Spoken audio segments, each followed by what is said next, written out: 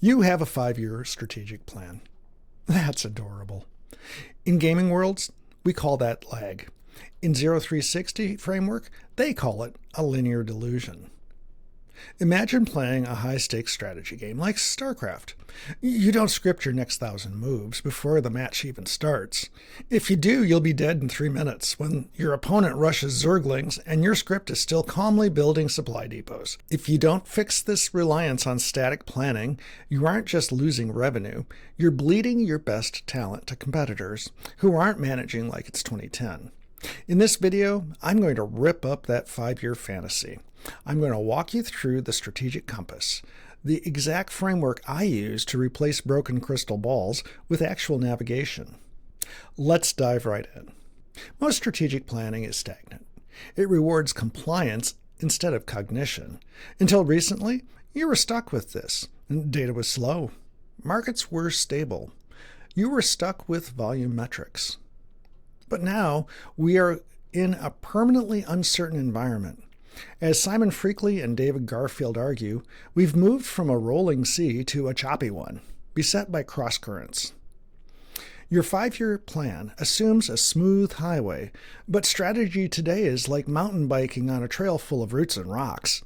If you lock your handlebars because that's what the plan says, you don't look disciplined, you look concussed.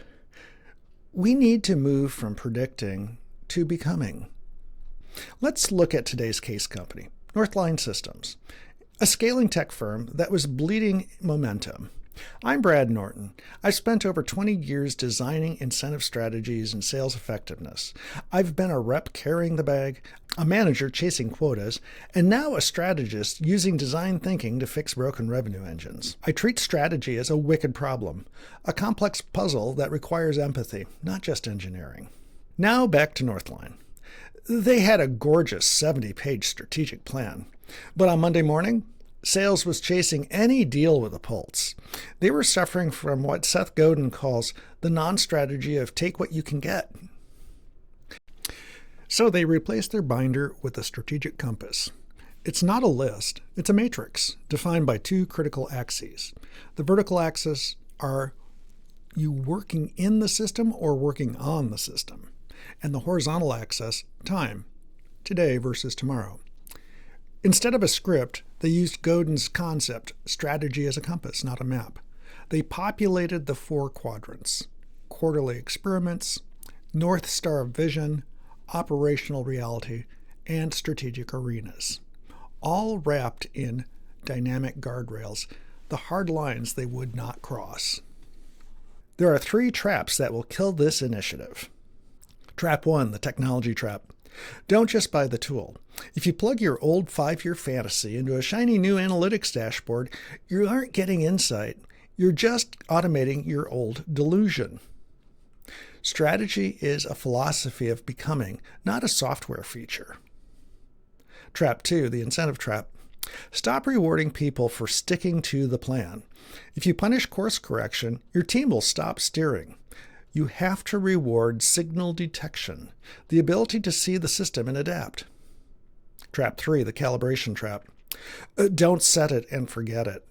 A compass that never moves isn't a tool, it's a paperweight.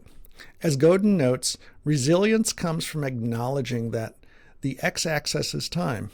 If you aren't adjusting your compass quarterly, you aren't learning. So, Monday morning, do this. Grab a sheet of paper or a whiteboard. Draw a cross. Label it North Star, arenas, guardrails, experiments. Identify the one soft skill or North Star belief that separates your future from your past. Do not focus on activity metrics. Focus on that thesis. To help you map this, I created a strategic compass canvas. It's a free breakdown of the strategy we just discussed, and the link's in the description below. Let's be honest, the YouTube algorithm is a fickle beast. It's kind of like a sales manager at the end of a quarter. If we want to trick the AI overlords into sending you actual useful strategy, instead of just more cat videos, we have to send them a signal. So, confuse the robots. Smash that subscribe button and hit like. It forces the system to show you more tools that actually work. Also, tell me in the comments, what's one zombie project in your 5-year plan that refuses to die? Your efforts supporting humanity will be greatly appreciated. Back to the company. They moved from volume to value, from prize to investment, from a script to a compass. And now that you've fixed your navigation, your next problem is going to be coaching your team to actually use this new freedom without driving off a cliff. I broke down that coaching system in the next video. Keep designing your future, not defending your plan. I'll see you in the next one.